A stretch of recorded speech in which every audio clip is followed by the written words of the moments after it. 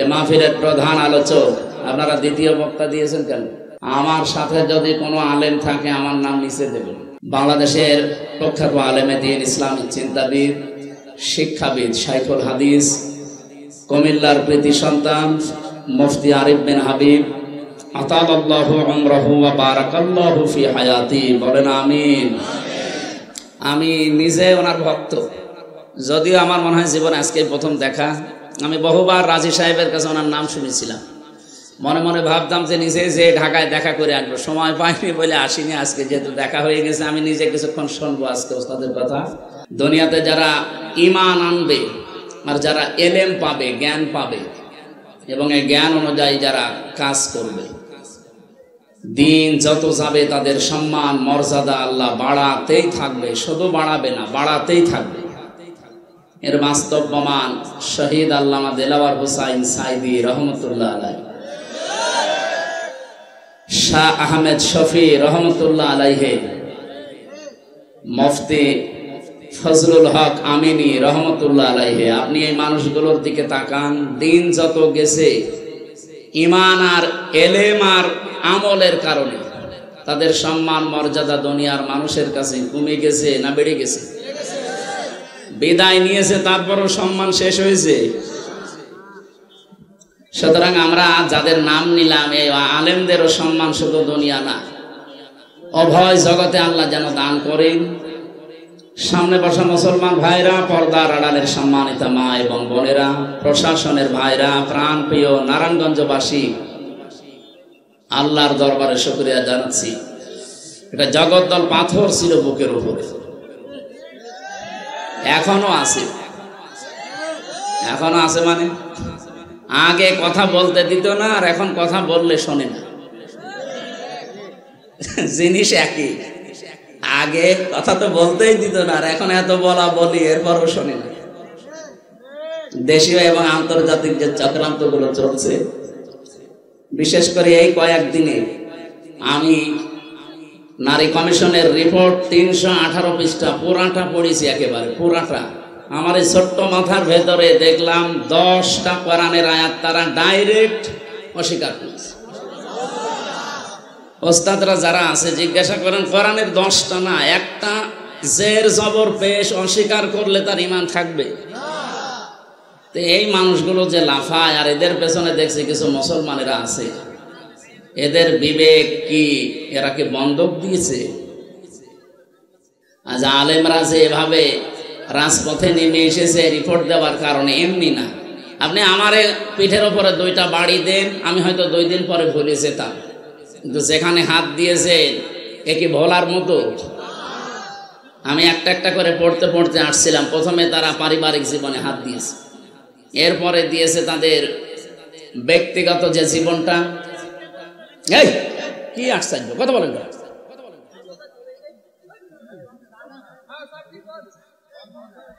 আরে মিডিয়া গুলো সমস্যা, আমি এই জন্য রেকর্ড করতে দিতে চাই না। আপনারা কি বারবার বলে যে কাজ শেষ হলে বসে পড়বে, আর এত এক জায়গায় দিলে হবে, একটু ফাঁকা ফাঁকা করে দেওয়া যায় না? আর এখানে যে দাঁড়িয়ে আছেন, কি এটা কি আর কি মারা জায়গা? এটা ইবাদত চলছে, বসেন। আরে জায়গাটা মনে হয় ভেজা না? যেখানে জায়গা পান ওখানে বসে পড়েন, এখানে দাঁড়িয়ে আছেন কেন? এত মূর্তি ভাঙার পরও যদি দাঁড়িয়ে থাকে, এরে ভাঙি ফেলেন পাবে নাকি? জেলায় ওসব ভাঙা ভাঙি হয়নি। আমার কুষ্টিয়ায় যেটা ছিল শাপলা চত্বরে, শাপলা চত্বর ভেঙে দিয়ে বানিয়েছিল ওইটা, মানে এত কষ্ট হয়েছে ভাঙতে, শেষে বোল্ডোজার লেগেছে। আমরা যাই, এগুলো আর যেন সামনে কেউ তৈরি না করে, সে যাই হোক। মূর্তি যদি কিছু বানাতেই হয়, আপনি আল্লাহর নাম দিয়ে, এই যে বিভিন্ন দেশে আমি যাই দেখে আসি, ওই সমস্ত নিদর্শনগুলো চারিদিকে আল্লাহর নাম দিয়ে গোল চত্বরে লাগিয়ে দেন, মানুষ চলতে ফিরতে যেন একবার হলো বলে যে আল্লাহু আকবার। আর আপনি টাঙিয়ে রেখেছেন একজন মানুষকে, কেন? মোবাইল যাদের আছে সাইলেন্ট করে রাখেন, হ্যাঁ নিস্তব্ধ হয়ে থাকবেন ভাই। এমনিতে এই যে এটাই বসেছি, তো এটা না বসলে বসতেও পারতাম না। আমি মনে করলাম যে এরা আবার কালকের মতো, কালকে ছিলাম সেই পটুয়াখালী রাঙ্গাবালি, ওরা দিয়েছিল এই কাঠের চেয়ার। 3টা বছর আমার রিমান্ডে নিয়ে, বিশেষ করে জেলখানায় ওরা এমন টর্চার করেছে, আমার মাথার চুল থেকে পায়ের তালু পর্যন্ত 1 ইঞ্চি জায়গাও বাকি নেই। এই জন্য আমি বসতেও পারি না, 10 মিনিট পরে আমার ব্যথা হয়ে যায়। আর এমন জায়গায় ওরা টর্চার করেছে যে বউ ছাড়া কারো দেখানো যায়। আমার সাথে 76 জন আলেম আমরা এক জায়গায় ছিলাম, বিশেষ করে মাওলানা মামুনুল হক, মাওলানা শাকাওয়াত হোসেন রাজি, মাওলানা জোনায়েদ আল হাবিব, মাওলানা মনির হোসেন কাশেমি, এরপরে মুফতি নূর হুসাইন নুরানি হাফিজাহুল্লাহ। আল্লাহ রাব্বুল আলামিন আলেমদের মর্যাদা সম্মান দুনিয়া আখিরাতে আরো বাড়িয়ে দিক। আমি ঋণী খালিদ সাইফুল্লাহ আইয়ুবী, আল্লাহর বান্দার কাছে আমি ঋণী। ভেতরে তো আসলে কেউ কারো না, এমন একটা জায়গা, ওটা একটা আলাদা জগৎ। আর জালেমরা আমাদের সাথে এমন আচরণ করেছে, 24 ঘন্টা তালা লাগিয়ে রাখত। এরপরে দিয়ে রেখেছে সিসি ক্যামেরা, বিশেষ করে আমারে আর মামুনুল হকরে। কেউ যেন আমাদের সাথে কথাও না বলে, দেখাও না। ওখানে কেউ যদি একটু তাকায় আমার দিকে, ওনার দিকে, ও একেবারে ডাইরেক্ট খবর হয়ে যায় জায়গা মতো। সে এখন ওর চাকরি নিয়ে টানাটানি। আমার দিকে তাকাবে কি করে? ওই দূর থেকে। আর যারা আসে অধিকাংশ পাহারাদার গুলো দেখলাম সব হিন্দু। দেবদুলা, সুব্রত বালা, আশিক কুমার, নয়ন ঘোষ, এত সব আল্লাহর ওলির নাম বলছি। এর কাছে কোনো আলেম সালেম আছে? ওই দূর থেকে যদি বলতাম যে দাদা সব সময় তালা লাগিয়ে রাখে, 3 বছর একটা ঘরের ভেতরে, এইদিকে 3.5 হাত, এদিকে 2.5 হাত, আর সামনে আবার পায়খানা দেওয়া, ওর ভেতরে সব 24 ঘন্টা এভাবে দিয়ে রাখেন। একটা বই নিয়ে আসতে পারেন, একটু পড়তাম। ও বই নিয়ে এসেছে বঙ্গবন্ধুর আত্মজীবনী, পড়ে আমি করবো কি? হুজুর এর ভেতরে জ্ঞান আছে। পরের সপ্তাহে বললাম যে একটা বই দেন, বই দিয়েছে বঙ্গবন্ধুর ছেলেবেলা। আচ্ছা, আপনি আর বই পান না? পরের সপ্তাহে বই নিয়ে এসেছে বঙ্গবন্ধুর চীন সফর। আপনার বই দেওয়ার দরকার নেই, কোন মুসলমান কারারক্ষী আমার ভাগে পড়ে কিনা দেখি। বললো আশরাফুল নামে একজন, ওরে বললাম আপনার এখানে তো নাম লেখা আছে, দেখে অন্তত বোঝা যাচ্ছে আপনার ইমান আছে। আপনিও ওদের মতোই, কিন্তু আপনার ইমান আছে। আপনার নাম যেহেতু আশরাফুল, আপনি এটিএম আজহারুল ইসলামের কাছে যাবেন, ওই বিল্ডিং এ আছে হিমেলে, বলবেন হামজা বই চেয়েছে, দেখবেন বই কারে বলে উনি দেবেন। আল্লাহর বান্দা আমার প্রায় অনেকগুলো বই পাঠিয়েছিল, প্রোডাক্টিভ মুসলিম। এই বইটা আমার মনে হয় প্রত্যেকের পড়া দরকার, একবার জীবন পরিচ্ছন্ন হয়ে যাবে ইনশাআল্লাহ।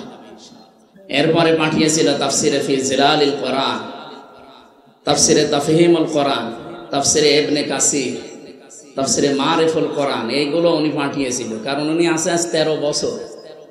আল্লাহর বিভিন্ন বান্দারা গিয়েছে, বিদায় নিয়েছে, ওনার কাছে বই রেখে গিয়েছিল, তাফসির রেখে গিয়েছিল। আল্লামা সাইদির যত বই সব ওনার কাছে ছিল। মাওলানা মতিউর রহমান নিজামী রহমতুল্লাহ আলাইহির যত বই, শহীদ আব্দুল কাদের মোল্লার যত বই সব ওনার কাছে দিয়েছিল। এই জন্য আল্লাহর বান্দা বাড়ি ঘর, মানে ঘরটা পুরা লাইব্রেরি, 300-র উপরে প্রায় বই আছে। এই 3টা বছর যেহেতু আলেমদের সাথে ছিলাম, বিশেষ করে শাকাওয়াত হোসেন রাজি সাহেব, ওনার কাছে আমি আরো বেশি ঋণী। আরবি গ্রামারটা আমিও কওমি মাদ্রাসায় পড়া, আমি শর্ট কোর্সে দাওরা করেছিলাম।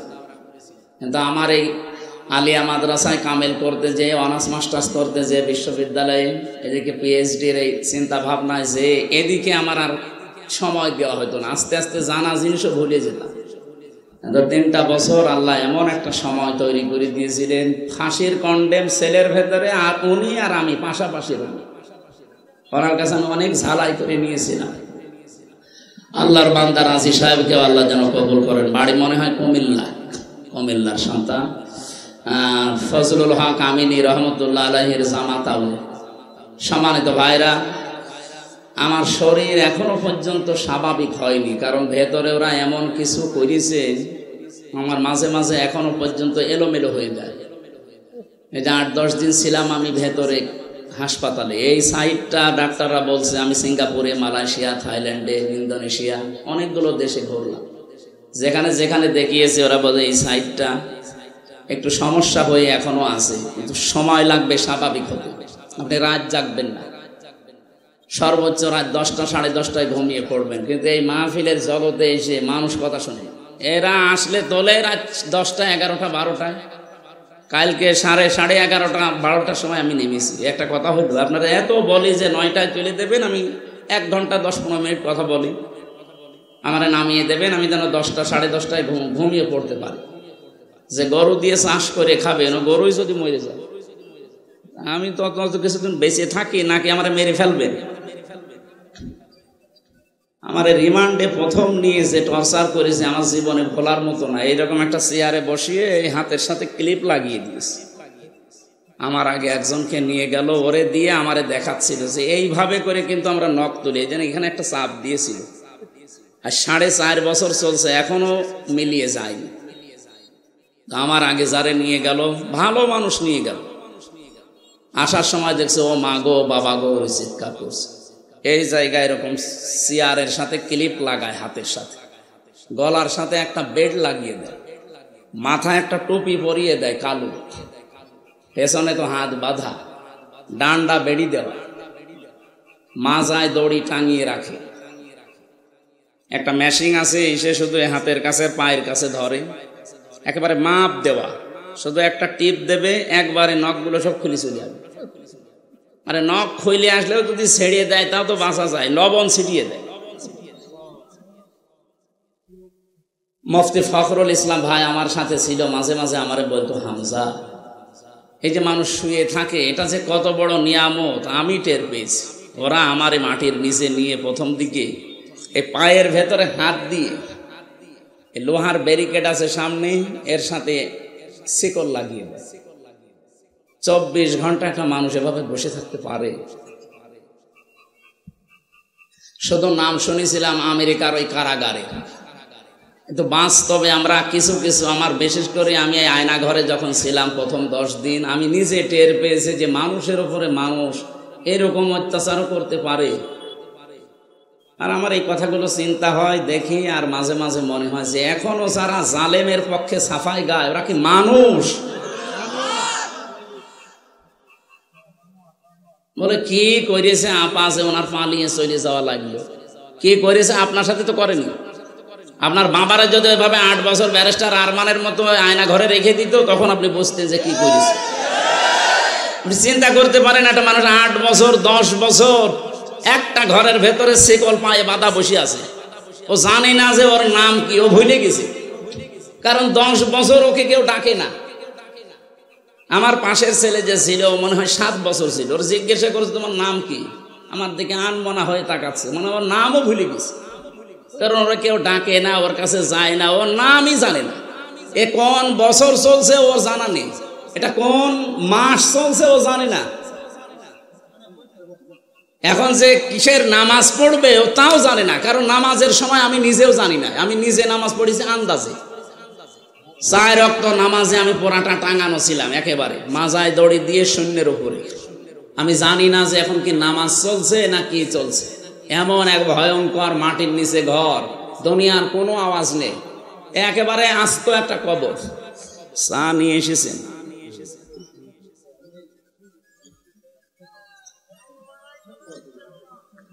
এ তো চা না, তো মমতা জাফার মতো ঠান্ডা হয়ে গেছে। চা দিয়েছে তাই, এখানে আসা যাবে না ভাই, একটু বসেন। এই জন্য শরীরও যেহেতু ভালো না, রাত জাগা নিষেধ। আমি ওস্তাদের জন্য অপেক্ষা করছিলাম অনেকক্ষণ। আমারে দাওয়াত দেওয়ার সময় বলেছিল রাত 9টা থেকে 10টা, 1 ঘন্টা। আমি সেই আশায় বসেছিলাম, কিন্তু ওনার মনে হয় অনুষ্ঠান ছিল, আসতে দেরি হয়ে গেছে। এই জন্য আমি একটু বেয়াদবি হয়ে গেল। আমি কুষ্টিয়ায় যে ফজর পড়বো, আমার কালকে অনুষ্ঠান আছে, প্রোগ্রাম আছে, এই কারণে আমরা 45 মিনিট মতো একটু কথা বলি আয়াতটা নিয়ে। এরপরে ওস্তাদ আপনাদের সামনে তাফসীর আকারে হাদিস দিয়ে, কোরআন দিয়ে কথা বলবে ইনশাআল্লাহ।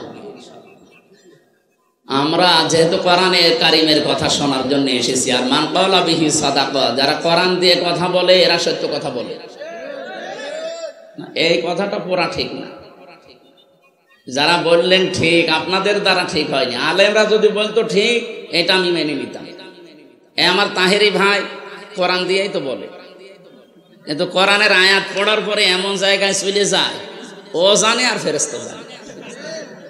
আমি ব্রাহ্মণবাড়িয়ায় ছিলাম, মানে আমার 2 গ্রাম পরে মাহফিল করেছিল, আয়াত পড়লো, দেখলাম কুল হু আল্লাহু আহাদ, হে নবী আপনি বলেন আল্লাহ এক, এ পর্যন্ত ঠিক আছে। এরপরে যে কোথায় গেল আল্লাহর বান্দা। তো এই নবী কোন নবী? এ ফাতেমার বাবা। ফাতেমাকে হোসাইনের মা, হোসাইনকে কারবালায় শহীদ হয়েছে। এবার আপনাদেরকে আমি 2 ঘন্টা কারবালার কাহিনী শোনাবো। আয়াত পড়েছে কি? কুল হু আল্লাহু আহাদ, আল্লাহর একাত্মবাদের। আর তাফসীর হচ্ছে কি? এই যে কোরআন দিয়ে কথা বললেই সত্য কথা বলে, কথা ঠিক আছে, কিন্তু কথা কোরআনের উপরে থাকা লাগবে। আপনি যদি কোরআনের আয়াত পড়ে চলে যান এখান থেকে দিল্লি, হবে? বলেন, এই দেশে তো এটা বেশি হয়। আমি বাইরের যতগুলো দেশ ভ্রমণ করেছি জেল থেকে বেরিয়ে, এর আগে আমি যেহেতু আকিস গ্রুপে ছিলাম, ওরা বহু দেশে আমারে নিয়েছে। ওদের তো প্রায় 75টার উপরে দেশে ব্যবসায় চলে। আমি যতগুলো দেশে গেলাম, বাংলাদেশ, ভারত, পাকিস্তান, এই 3টা দেশের সমস্যা বেশি। মান ক্বালা বিহি সাদাকা, হাদিসটা 100 ভাগ সত্য। কোরআন দিয়ে কথা বললে তারা সত্য কথা বলে, কিন্তু কোরআন দিয়ে কথা তো হয় না। আবার যারা শোনে তারাও তো যোগ্যতা সম্পন্ন হওয়া লাগবে যে আসলে কি এটা কোরআনেরই কথা কিনা। এই জন্য আমরা যেহেতু কোরআন দিয়ে কথা বলতে চাই, যারা আলেম আছে অন্তত তারা যেহেতু বুঝতেছেন, আপনারা অন্তত সায় দেবেন। আমি যদি সঠিক আয়াতে কথাগুলো তুলে ধরতে পারি, আপনি মেনে নেওয়ার মতো মন তৈরি করবেন ইনশাআল্লাহ। এখানে দাঁড়িয়ে না থেকে একটু বসলে ভালো হতে পারে। জান জান জান, আপনি তো কয়েকবার ছবি তুললেন, আবার এখানে কি বসেন। আমার ভাইরা, যে আয়াত দিয়ে আমি আলেমদের সম্মান কামনা করেছিলাম, সূরা আলাম নাশরাহ লাকা সাদরাক, এই আয়াত, এই সূরার 4 নম্বর আয়াতটা, এর পরের 2টা আয়াত একটু আশার সঞ্চার করার জন্য আমি একটু উচ্চারণ করছি। ফা ইন্না মাআল উসরি ইসরা, ইন্না মাআল উসরি ইসরা। একটু খেয়াল করে শোনেন, কোরআনের কথা যত গভীরভাবে শুনবেন আপনি তত মজা পাবেন। আমি আয়াতটা পড়ার পরে চিন্তা করেছিলাম যে উসরুন, এখানে উসরুনের আগে আল্লাহ আলিফ লাম দিয়েছেন, কিন্তু ইসরার আগে আলিফ লাম দেয়নি। এটা প্রথমটা মারেফা করে দিলেন, পরেরটা নাকেরা। এর আগে যেহেতু মা শব্দটা আছে, এর আগে ইন্না আছে, আল্লাহ গ্যারান্টি দিচ্ছেন অবশ্যই কষ্টের সাথে, কষ্টের সঙ্গে সুখ। কিন্তু এখানে চিন্তা ভাবনার বিষয় হচ্ছে, কষ্ট বলার সময় আল্লাহ পাক নির্দিষ্ট করে দিলেন একটা কষ্ট, কিন্তু সুখের বেলায় আর আল্লাহ নির্দিষ্ট করেননি, ওটা অনির্দিষ্ট। তাফসীরে ফি জিলালিল কোরআনে আয়াতের ব্যাখ্যায় টিকায় লেখা আছে, সাইয়্যিদ কুতুব রহমাতুল্লাহ আলাইহি তিনি জানাতে চেয়েছেন, পৃথিবীর মানুষেরা, দুনিয়ায় কোনো মানুষ যদি একটা কষ্ট সহ্য করে 3টা কারণে, কয়টা? এদিকে তাকান। 3টা কারণে যদি কেউ একটা কষ্ট দুনিয়ায় সহ্য করে, কমপক্ষে তার সাথে সঙ্গে 70টা সুখ, শান্তি, কল্যাণ আমার আল্লাহ রেডি করে রেখেছেন। কিছু বুঝেছেন না? বোঝেন? আপনি শুনছেন না? এদিকে তাকান। আপনি যদি কষ্ট সহ্য করেন দুনিয়াতে একটা, কিন্তু কারণ কয়টা? 3টা। যে কোনো কারণেই কষ্ট পেলে হবে না। কত মানুষ তো প্রেমে ছাকা খেয়েও কষ্ট পায়, এ জেলায় এসব নেই। কত মানুষ দেবদাস হয়ে যায়, কত মানুষ এই যে পরকীয়া প্রেম করে যখন আর পারে না তখন কষ্ট পায় না। এলাকায় পরকীয়া প্রেম আছে? যারা করেছেন এখনো আছেন, এই মুহূর্তে মোবাইল নাম্বার ডিলিট করে দিন। যারা করতে পারবেন হাত তোলেন তো দেখি। ও যতটুকু মানুষ হয়তো মুসলমানই দেয়নি না, আমি হাসির জন্য বলি না। এই কাজ সারা দেশে কম বেশি চলছে। এটা যে কত বড় জঘন্য কাজ। আপনার নিজের স্ত্রী থাকতে আপনি আরেক জায়গায় লাইন করেন, আপনি মানুষ। যারা শয়তানের ধোকায় নফসের জালে পড়ে এগুলো করেছেন, এই মুহূর্তে আমাদের থামা লাগবে। যদি কেউ করে থাকেন এই মুহূর্তে তাওবা করে জীবনের মতো ফিরে আসেন, তাও মাফ পাবেন। আর এভাবে যদি চালাতেই থাকেন, এমন একটা সময় আসবে ইন্নামা নুমলি লাহুম লিয়াজদাদু ইসমা ওয়া লাহুম আযাবুম মুহিন। মানুষ যখন পাপ করতে করতে সীমা ছাড়িয়ে যায়, পরিপূর্ণ হয়ে যায় অপরাধ, তখন ওকে আর ফিরে আসার কোনো লাইন আল্লাহ রাখে না। ওর জন্য তখন অপমানজনক শাস্তি আল্লাহ রেডি করে রাখে। আমি সহ এখানে যারা আছি, কেউ যদি এই গোনায় থেকে থাকি, এই মুহূর্তে আল্লাহর দিকে তাকিয়ে তওবা করছি, পারবেন না ইনশাআল্লাহ? এই অবৈধ কাজে সুখ আছে, শান্তি আছে, কিন্তু একটা অবৈধ সুখ যদি দুনিয়ায় কেউ ভোগ করে, একটা কষ্ট পেলে যেমন ৭০টা শান্তি আছে, ওর সাথে সাথে একটা সুখ যদি কেউ দুনিয়ায় ভোগ করে আর সুখটা যদি হয় অবৈধ, অবশ্যই তার সঙ্গে সঙ্গে সাথে সাথে ৭০টা দুঃখ তাকে ভোগ করা লাগবে। পরকীয়া প্রেমে যে শান্তি আছে, সুখ আছে, এটা কি বৈধ সুখ না অবৈধ? বলেন বলেন। এই অবৈধ সুখ যদি কেউ দুনিয়ায় পান, হ্যাঁ আপনার আনন্দ লাগবে, সুখ লাগবে, একটা সুখের কারণে ৭০টা অশান্তি দুনিয়ায় ভোগ করা লাগবে। এটা আমরা চাই? বলেন। আল্লাহ আমাদের হেফাজত করুন, বলেন আমিন। আমি বলছিলাম, কোন মানুষ যদি ৩টা কারণে কষ্ট পায়, একটা, আপনার কষ্ট যদি হয় দুনিয়াতে আল্লাহর জন্যে, আপনার কষ্ট যদি হয় দুনিয়ায় রাসূলুল্লাহর জন্যে, ৩ নম্বরে আপনার কষ্ট যদি হয় মানবতার জন্যে। এই 3টা কারণে যদি দুনিয়ায় কেউ কষ্ট পায়, মাস্ট বি, অবশ্যই, এজন্য আল্লাহ ইন্না দিয়েছেন, তার সাথে সাথে সঙ্গে সঙ্গে ৭০টা করে শান্তি আল্লাহ রেখে দিয়েছেন। এই জন্য এই পৃথিবীতে বসবাস অবস্থায় আমরা যারা এই 3 কারণে কষ্ট পেয়েছি, এখনো পাচ্ছি, কোনো আফসোস নেই, কোনো চিন্তা করবেন না। মাস্ট বি, এই পৃথিবীতে বিজয় আমাদের হবেই, শান্তি আসবেই, কল্যাণ আমরা পাবোই, পাবো না শেষে হর্ষাই আছে। এই যে শেষে হর্ষাই আছে, এটা কোথায় আছে? সূরা বাকারা 139 নম্বর আয়াত, সূরা আলে ইমরান 139 নম্বর আয়াত দিয়ে আছে, ওয়ালা তাহিনু ওয়ালা তাহজানু ওয়া আনতুমুল আ'লাউনা।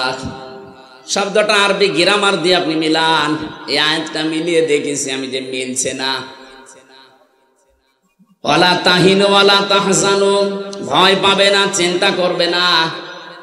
ওয়া আনতুমুল আ'লাউনা, আ'লাউনার আগে আলিফ লাম দেওয়া আছে, অথচ আনতুম আ'লাউনা হওয়ার কথা।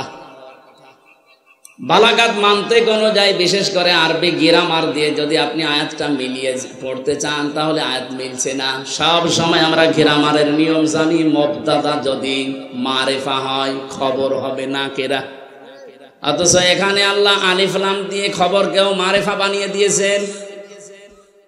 আমি টিকায় পড়েছিলাম, খবর যদি কোনো সময় নাকেরা হয়, মারিফা হয়ে যায়, তাহলে ইফিদুল হসরা, হসরের ফায়দা দেয়, বাংলা অর্থ দাঁড়ায় হবেই।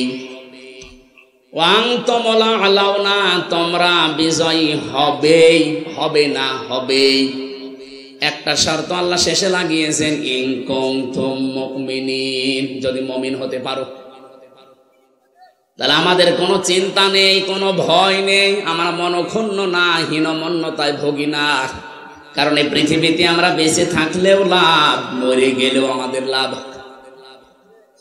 কোনো চিন্তা নেই, জন্য আমাদের ঈমান যাদের আছে তারা হতাশ হয় না কোনোদিন, যত কঠিন পরিস্থিতি আসুক, কারণ তারা বিশ্বাস করে এই 3টা কারণে যদি আমি কষ্ট পেয়ে থাকি, মাস্ট বি, আল্লাহ পাক যেহেতু ইন্না লাগিয়েছেন, উনি খেলা করার জন্য দেননি, অবশ্যই কোনো কারণ আছে। এই 3টা কারণে আমরা যারা কষ্ট দুনিয়ায় পেয়েছি, এখনো পাচ্ছি, আপনি বিশ্বাস করতে পারেন ৭০টা শান্তি, সুখ, কল্যাণ আমাদের সাথে আল্লাহ লাগিয়ে রেখেছেন। আল্লাহ এই আয়াতের বাস্তব কিছু আমাদের যেন দান করেন, বলেন আমিন। যাদের কষ্ট আজ আল্লাহর জন্যে, রাসূলুল্লাহর জন্যে, মানবতার জন্যে যেন দান করেন। যেহেতু আমি ওই ষড়যন্ত্র নিয়ে আরম্ভ করেছিলাম, ওই কথাটা কয়েক মিনিটে বলতে চাই। এটা শিক্ষা আছে। 318টা পৃষ্ঠা পড়লাম, ফির আমি 28টা হাদিসের বিরুদ্ধে তাদের এই বক্তব্যগুলো পেয়েছি, 10টা কোরআনের আয়াতের ডাইরেক্ট বিরুদ্ধে। তার ভেতরে 3 নাম্বার পয়েন্টে ওরা লিখেছে দেহ আমার, সিদ্ধান্ত আমার। এটা প্রকাশ্য কোরআন বিরোধী কথা। দেহ আপনার মানে এ দেহ যে আপনার, আপনি কোথায় পেলেন? কোরআনে কারিমে সূরা আরাফের 54 নম্বর আয়াতের মাঝের অংশে আল্লাহ জানিয়েছেন আলা লাহুল খালকু ওয়াল আমরু তাবারাকাল্লাহু রাব্বুল আলামিন। এই পৃথিবী বানিয়েছি আমি, এখানে সিদ্ধান্ত চলবে কার? আপনি কি করতে বলতে গেলেন যে দেহ আমার? এ দেহ আপনার কে বলেছে আপনাকে? আপনার মা বাবা শুধু বিছানায় ছিল, এতটুকুই শেষ। বাকি ওই বীর্য থেকে শুরু করে হামসা পর্যন্ত বানিয়েছে কে? আল্লাহ। এই জন্য আল্লাহ একটা দুর্বল জায়গায় আঘাত দিয়েছেন। ফালিয়ানজুরিল ইনসানু মিম্মা খুলিক, খুলিকা মিম্মা দাফিকিন ইয়াখরুজু মিন বাইনিস সালবি ওয়াত তারাইব। এটা কিছুদিন আগে আমি মালয়েশিয়া ইন্টারন্যাশনাল ইসলামিক ইউনিভার্সিটিতে সেমিনারে গিয়েছিলাম। ওখানে প্রায় 120টা দেশের ছেলেমেয়েরা, বিশেষ করে ইসলামিক চিন্তাবিদ যারা বিশ্বে নাম করা, ডক্টর জাকির নায়েক সাহেব, এরপরে ওনার উস্তাদ যারা আমেরিকা থেকে এসেছিল, একজন ডক্টর নোমান আলী খান হাফিজাহুল্লাহ, এই মানুষগুলোর কিছু কিছু 2 মিনিট 3 মিনিট 5 মিনিট করে সময় দিচ্ছিল। আমারে আলোচনা দিয়েছিল যে তাকওয়ার স্তরগুলো আপনি বলেন। আমার সময় দিয়েছিল মাত্র কয় মিনিট। তাড়াতাড়ি করে আমি যতটুকু বলেছি, আমার পরে একজন, ওনার বাড়ি মনে হয় ফ্রান্সে, উনি যে কথাটা বলছিলেন এই আয়াতটা, উনি তো বিজ্ঞান মনস্ক, উনি বিজ্ঞান পড়ান যেহেতু বিশ্ববিদ্যালয়ে, উনি বলছিলেন যে সলবনটা আল্লাহ 1 বচন দিয়েছেন, আর তারাইবটা বহু বচন দিয়েছেন। এই এদিকে তাকান, মানুষ বানাতে আল্লাহ বলেন মানুষকে নজর করে দেখে না যে আমি কি জিনিস দিয়ে তাকে বানালাম। এই যে আল্লাহ এখানে র না দিয়ে নাজারা দিয়েছেন, তার মানে র মানে চোখ দিয়ে এমনি দেখা, আর নাজারা মানে গবেষণা করে দেখা। আল্লাহ জানাতে চায় যে মানুষ যেন একটু চিন্তা ভাবনা করে, গবেষণা করে, ওর পেছনে একটু তাকায় যে আমি কি দিয়ে তাকে বানালাম। ইয়াখরুজু মিন বাইনিস সালবি ওয়াত তারাইব, দ্রুত গতিতে বের হয়ে যাওয়া নাপাক পানি দিয়ে আমি আল্লাহ তাকে বানিয়েছি। এখানে এই জন্য যেটা দিয়ে বের হয় পানিটা, এই সলবন বলা হয় পুরুষের লজ্জাস্থান, আর তারাইব মেয়েদের লজ্জাস্থান। উনি আবার ব্যাখ্যায় এই সেমিনারে শোনাচ্ছিলেন যে সন্তান পৃথিবীতে আসতে কি শুধু বাবারই কষ্ট হয় না মার কষ্ট হয়? মায়ের কষ্ট হয়। আল্লাহ মায়ের ব্যাপারে বহু বচন দিলেন, তারাইব সলবন 1 বচন দিলেন। বাবার কষ্ট নেই? কথা বলেন না কেন? ব্যাখ্যা করতে গিয়ে তিনি বলছিলেন পৃথিবীতে বাবার কষ্ট আছে, কিন্তু মায়ের চাইতে কমপক্ষে 3 ভাগের 1 ভাগ। বাবার কষ্টটা শুধু বিছানায় ছিল এইটা, আর মায়ের কষ্ট কমপক্ষে 10 মাস 10 দিন, এর নিম্নে 6 মাস। 6 মাস থেকে 10 মাস 10 দিন ছাড়া কোনো মানুষ সন্তান দুনিয়া আসতে পারে না। এখান থেকে একটা মাসলা বের হয়, কোন মানুষ যদি 6 মাসের আগে দুনিয়ায় আসে, ওটা বৈধ সন্তান না, ওটা অবৈধ। আপনি বিজ্ঞানের যে তথ্যগুলো এখন আছে কোরআন থেকে নেওয়া, আপনি মিলান। সুম্মা খালাকনান নুতফাতা আলাকাতান ফাখালাকনাল আলাকাতা মুদগাতান, এই আয়াতের ব্যাখ্যা করেন কমপক্ষে 6 মাস একটা মানুষ তৈরি হতে লাগবে। তার মানে বিয়ের পর থেকে 6 মাসের আগে যদি কেউ আসে, সে কি বৈধ না জারজ? বলেন বলেন। এই পৃথিবীতে সবচাইতে বেশি জারজ সন্তান তৈরি হয় ফ্রান্সে, কারণ তারা বিয়ের আগেই বেশি সন্তান হয়। সূরা কলমের 13 নম্বর আয়াতের ব্যাখ্যায় পড়েছিলাম উতুল্লিম বাদা যালিকা জানিম। হে নবী, যারা আমার কোরআনের বিরুদ্ধে ডাইরেক্ট ইনডাইরেক্ট আছে, আপনি দেখবেন এগুলোর জন্ম ঠিক নেই, এগুলো যার সন্তান বদ মেজাজি। এখানে প্রায় 13টা কারণ আমরা পেয়েছিলাম যে যার সন্তান যারা, তারা 13টা কাজ করে বেশি। 1 নম্বরে তাদের মেজাজ হয় হট, সব সময় মেজাজ খারাপ। এরকম মানুষ দেশে নেই? আপনি কি যারোর সন্তান যে আপনার কিছু হলেই মেজাজ খারাপ হয়ে যায়? আমি নিচে নামলাম না, নিজের জন্ম খারাপ করবেন না, শান্ত শিষ্ট হওয়া লাগবে। পৃথিবীর যত নবীকে আল্লাহ পাঠিয়েছিলেন আপনি দেখেন, অধিকাংশ নবীর মেজাজ ছিল ঠান্ডা। একজন নবীর মেজাজ গরম ছিল অন্য কোনো কারণে না, আল্লাহর বিধানের কারণে। মুসা আলাইহিস সালামের আমাদের মতো এই যে মুরগিতে ধান খেয়েছে এই নিয়েই মেজাজ গরম হয়ে মারামারি করে মাথা ফাটাবেন না। উনি এই জন্যে রাগেননি, উনি রাগতেন যদি আল্লাহর বিরুদ্ধে এবং মানবতার বিরুদ্ধে কোনো কাজ দেখতেন। ওই যে ফেরাউনের বাবরসিকে যে এক চড়ে মেরে ফেলেছিলেন, ওটা কি ওনার নিজের ব্যক্তিগত রাগে? আল্লাহর বিরুদ্ধে, মানবতার বিরুদ্ধে কাজ করছিলেন। এমন থাপ্পড় দিয়েছে সংশোধনের জন্য, ও বেটা মরিয়েই গেছে। তা আমার ওইদিকে উদ্দেশ্য না, আমি অতগুলো পয়েন্ট বলতে গেলে সময় চলে যাচ্ছে। আমি বলতে চাই যেটা এখান থেকে, সন্তান যারা বৈধ সন্তান, বিয়ের 6 মাস পরে হওয়া লাগবে। বিয়ের 6 মাস আগে যদি হয়, ওদের যে সমস্ত কাজ কারবার গুলো এখন আমরা অনেকের জীবনে এই বাংলাদেশে দেখতে পাচ্ছি। আমি ইঙ্গিত দিলাম, আপনি হয়তো ধরে ফেলেছেন। বিজ্ঞান এখানে প্রমাণ করছে একটা মানুষ দুনিয়ায় আসতে হলে কমপক্ষে 6 মাস সময় লাগবেই, আর ঊর্ধ্বে সময় লাগবে 10 মাস 10 দিন। এই বাবার বীর্যটা নিয়ে আল্লাহ কেন সলবন দিলেন, আর মায়ের কাছে আল্লাহ তারাই বহু বচন দিলেন কেন? বাবা তো কষ্ট পেয়েছে একটা, মায়ের কষ্টের দিকে তাকান, কমপক্ষে 10 মাস 10 দিন। এই কষ্টটা দুনিয়ার কোনো বাবা আজ পর্যন্ত টের পায়নি, পেয়েছে? এই জন্য মায়ের সম্মান আল্লাহ বাড়িয়েছেন একদম। দ্বিতীয় নম্বরে, ডেলিভারির যে কষ্ট, বিজ্ঞান এখন কষ্ট মাপার, পরিমাপ করার যন্ত্র আবিষ্কার করেছে। কষ্ট পেলে মাপতে হয়। পৃথিবীতে যদি সর্বোচ্চ পুরুষ মানুষ 45 ইউনিট কষ্ট পায়, মরে যাবে। কিন্তু একটা মা দুনিয়ায় সন্তানের মুখ দেখাতে কমপক্ষে কষ্ট স্বীকার করে 57 ইউনিট। কয়েকদিন আগে আপনারা দেখেছেন পলাশ সাহা, একজন এসপি মারা গেছে।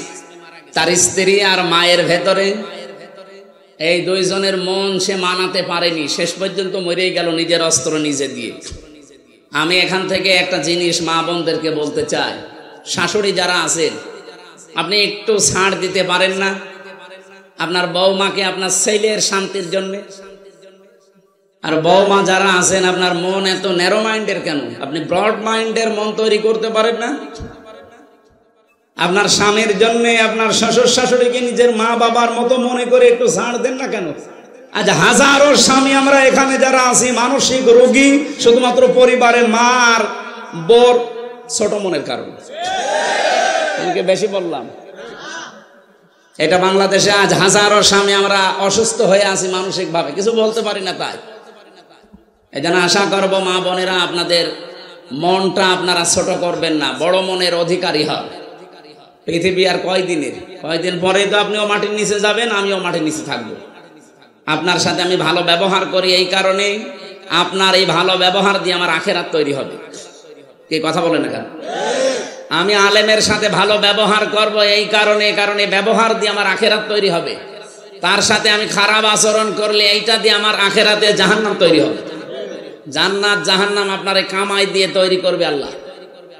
আল্লাহ আমাদেরকে এমন এমন কাজে আঞ্জাম দেওয়ার তৌফিক দিন। আমি মা বোনদের জন্য যেহেতু বলছিলাম, আশা করছি আপনারা ছাড় দেওয়ার মন মানসিকতা তৈরি করবেন। এই যে ঈদ আসতেছে, মায়ের জন্য যদি 1000 টাকা দিয়ে শাড়ি কেনে, স্ত্রীর জন্য যদি 700 টাকা 3 পিস দেয়, 3 মাস কথা বলে না।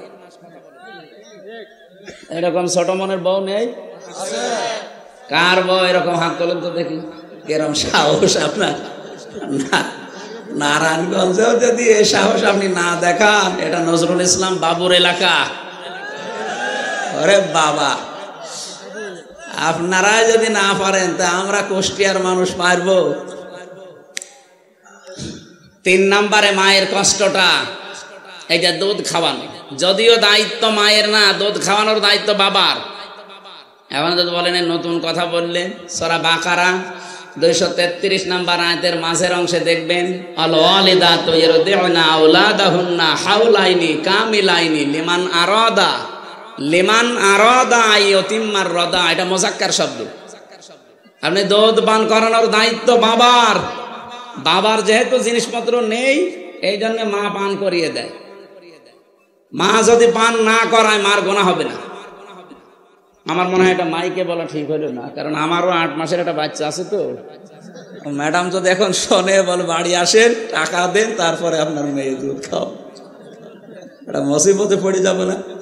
থক্কু আমি আর কোনোদিন বলবো না। এই যে 3টা কারণে মায়ের সম্মান আল্লাহ এত বাড়িয়েছেন, নবীজি এত বাড়িয়েছেন, তার আইবটা এমনি দেয়নি। বিজ্ঞান এখন আমি নিজে কম্পিউটারে দেখেছি, বিশ্ববিদ্যালয়ে থাকাকালীন আমার যেহেতু গবেষণা এই বিষয়ের উপরে ছিল, আমি দেখেছি বাবার এই বীর্যটা যখন বের হয় কমপক্ষে 40 কোটি মানুষ তৈরি হওয়ার ক্ষমতা রাখে 1 ফোঁটা বীর্যের ভেতরে। ওখান থেকে মায়ের রেহেম পর্যন্ত আসতে বিভিন্ন জায়গায় ধাক্কা খেয়ে পড়ে যায় অনেকে, শেষ পর্যন্ত মনে করেন আমি হামজা পর্যন্ত গিয়েছি। আল্লাহ পাক বলেন 40 40 40 120 দিনে আমি 4টা জিনিস এই নাপাক পানি দিয়ে বানাই, চুল, রগ, হাড় আর পর্দা, রক্ত, গোশত, চর্বি আর চামড়া। মার বাবার এই 2টা নাপাক পানি দিয়ে 4 4 8টা জিনিস যখন এক হয়, আল্লাহ বলেন আমি যেহেতু রব নাম নিয়েছি, আর রবের অর্থ কি? তার বিয়াত সাইয়ে ইলা কামালিহি সাইয়ান ফাসাইয়ান, নেই থেকে পূর্ণতার দিকে যিনি ধীরে ধীরে পৌঁছিয়ে দেন তার আরবি নাম রব। আল্লাহ এই নামটা নেওয়ার কারণে দেখেন আমাদেরকে আস্তে আস্তে পৌঁছিয়ে দিয়েছেন একেবারে হামজা পর্যন্ত। সূরা নাহালের ভেতরে আছে 78 নম্বর আয়াতের মাঝের অংশে আছে এটা, ওয়াজআলা লাকুমুস সামআ ওয়াল আবসারা ওয়াল আফইদা। রব্বুল আলামিন বলেন শ্রবণ শক্তি, দর্শন শক্তি, বাক শক্তি, আরো 2টা কথা অন্য আয়াতে আছে, আকেল শক্তি আর ঘ্রাণ শক্তি। এই 5টা জিনিস আমি আল্লাহ আমার রব নামের কারণে বান্দাকে দেই। 8 5 13টা জিনিস যখন এক হয় তখন আল্লাহর ফেরেশতারা জিজ্ঞাসা করে এর আকৃতি বানাবো কেমন, একই ছেলে না মেয়ে হবে? ওয়াল্লাযী ইউসাউবিরুকুম ফিল আরহামি কাইফা ইয়াশা, তিনি সে আল্লাহ যিনি মায়ের রেহেমের ভেতরে তোমাদের আকৃতি তৈরি করেন। এটা বানাই কে? আকারটা বানিয়েছে আল্লাহ, বডি বানিয়েছে ফেরেশতারা। 8 5 13টা জিনিস এক হওয়ার পরে আল্লাহু আখরাজাকুম মিন বুতুনি উম্মাহাতিকুম লা তা'লামুনা শাইয়া, আস্তে করে তিনি দুনিয়ায় আমাদেরকে বের করে নিয়ে আসেন এমন সময় যে সময় আমরা কিছুই জানতাম না। ধীরে ধীরে এভাবে আমার আল্লাহ বিভিন্ন জিনিস পেটের ভেতরে যে খাবারের ব্যবস্থা করেছেন নাভির ভেতর দিয়ে, দুনিয়ায় আসার পরে দাঁত দিয়েছেন শক্ত খাবার খাওয়ার জন্যে। এরপরে এখন আমি এই 33 বছরের আমির হামজা। বলেন তো আমার ভেতরে আমার কি নিজের আছে? আমার মা বাবার যা আছে শুধু বিছানায় থাকার দায়িত্ব, বাকি যা করলো ওরাটাকে। আপনি কোন কারণে মুসলমানের এই 92% দেশে বলতে গেলেন যে দেহ আমার, সিদ্ধান্ত আমার? বিশেষ করে আজ 3 দিন যা আরম্ভ হয়েছে, ওরা বলছে চেয়েছিলাম হিস্সা, হয়ে গেছি বেশ্যা। আপনারা তো আসলে বেশ্যা। আপনাকে এখন মেয়ে মানুষ বলবে কে? আমি তো দেখলাম চেহারার দিকে তাকিয়ে, এখন যদিও জায়েজ না তারপরও দেখা লাগছে। সামনের দিকে তাকিয়ে দেখে 2 জন শুধু বাংলাদেশের, বাকিগুলো সব কলকাতার। আমার এই ছোট্ট বয়সে আমি বেশিরভাগ কাটিয়েছি কলকাতা আর আসামে, কারণ এই দেশে আল্লাহর ওলিরা আমারে ঢুকতে দিত না। এই জন্য আমার ওই 2 প্রদেশ সম্পর্কে খুব ভালো জানা আছে যে ওখানে কে কি করে। আপনি দেখেন মিছিলের সামনে শুধু 2টা বাংলাদেশের মেয়ে, বাকি সবগুলো কলকাতা থেকে ধার করে নিয়ে আসা। এরা ওদের ওইটা চাপিয়ে দেওয়ার জন্য একটা সূক্ষ্ম ষড়যন্ত্র চালাচ্ছে। নিজেদের যেমন সব উলট পালট, আমাদের মেয়েদেরকে ওরা এরকম কিছু করতে চায়। সম্মানিতা মা বোন যারা এদেশে আছেন, ওরা যেভাবে লেগেছে, আমার মনে হয় মুসলিম মহিলা যারা, তারা ওদের বিরুদ্ধে অবস্থান নেওয়া দরকার। যে আমার দেহ আমার সিদ্ধান্ত, মানে দেহ আমার না, সিদ্ধান্ত আমার না। আলাহুল খালকু ওয়াল আমর, দেহ আল্লাহর, সিদ্ধান্ত কার? আল্লাহ। আমি বিস্তারিত আর তথ্যের দিকে যেতে পারছি না, আমি আয়াত পড়েছিলাম একটা, ওইদিকে যাচ্ছে সময়। আমার মনে হয় 1 ঘন্টা হয়ে গেছে। ওস্তাদ আবার বসে আছে, তো আমার তো আর সময় নেওয়া ঠিক হবে না। ওনার কাছে আপনারা এখন কথা শোনেন না। আমি আগামীতে আবার যদি আশপাশে কোনো জায়গায় আসি, 2টা দাওয়াত নিয়েছি, একটা 2500 আর একটা সোনারগাঁও, ওখানে কথা বলবো ইনশাল্লাহ। আমি নিজে ওনার ভক্ত, যদিও আমার মনে হয় জীবনে আজকে প্রথম দেখা। আমি বহুবার রাজি সাহেবের কাছে ওনার নাম শুনেছিলাম, মনে মনে ভাবতাম যে নিজে যে ঢাকায় দেখা করে আসবো, সময় পাইনি বলে আসিনি। আজকে যেহেতু দেখা হয়ে গেছে, আমি নিজে কিছুক্ষণ শুনবো আজকে ওস্তাদের কথা। আমার কথা আপনারা আমি ইন্টারনেটে হাজার হাজার দেওয়া শুনতে পারবেন। আমি যে আয়াত পড়েছিলাম সূরা মায়েদার 27 নম্বর আয়াত, ইনশাল্লাহ ব্যাখ্যা করবো কোরবানি সংক্রান্ত, আর ওস্তাদ পারলে করবে ইনশাল্লাহ। আসসালামু আলাইকুম। এত রাত ঠিক না, 10টা বাজে এখন, 11টা পর্যন্ত 1 ঘন্টা বললো 11টা হয়ে যাবে। যার জন্য এখানে আসা দিন মোহাম্মদ, সে অসুস্থ, দোয়া করছে ওস্তাদ কিছু কথা।